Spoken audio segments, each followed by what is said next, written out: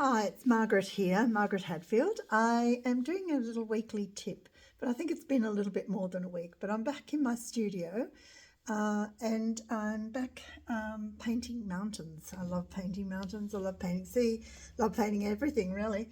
But I'm going to show you my tip this week. Might surprise some of you students. I have poo-pooed this brush, but I've discovered it has got a good use for grasses.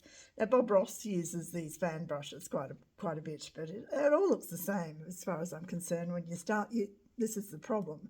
When a student starts getting into it and they enjoy it so much, they just overdo it. So if you can even let it go hard now and again. So this one here has, I've got a bit of paint on it, but it's kind of, bits have come together and stuck together. I kind of like it like that. So it doesn't have to be a perfect brush. In fact, it's better if it's not. If it's a little bit weather worn, it's quite good. So where I like it is in these front grasses. So I've just lost my voice, sorry.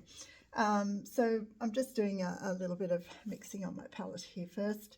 But why it works, I'll try and get you a little closer so you can see. I've got a very odd little easel here that's holding the camera.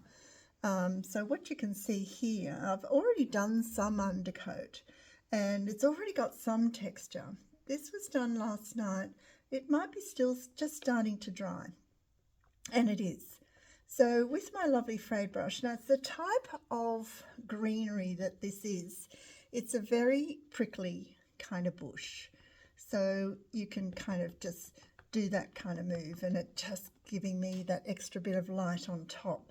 I can do the whole plant and as well, and I've just thought it'd be nice just to give it a touch up over the top like this, and it really works quite well.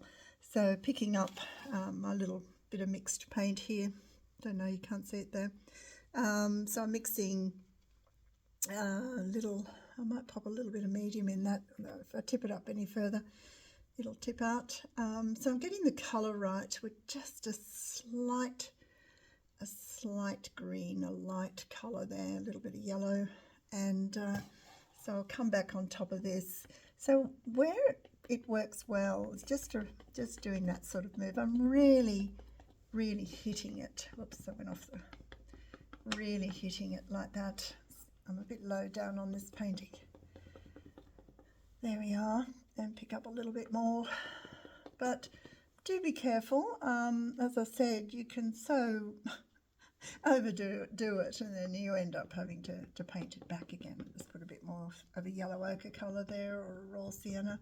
I can pop a little bit back in there. Think about also perspective. So the grasses or greenery back here is going to be a little bit smaller than the greenery here. It's going to be bigger. So I'll make a bigger mark at the front and just a little mark at the back. But there we go. That's just my little tip for the week anyway. I'm still working. I'm only about halfway through this big painting. It's a very long one. And anyway, all right. Cheers, everybody. Happy painting. Keep calm and paint. Okay, see ya.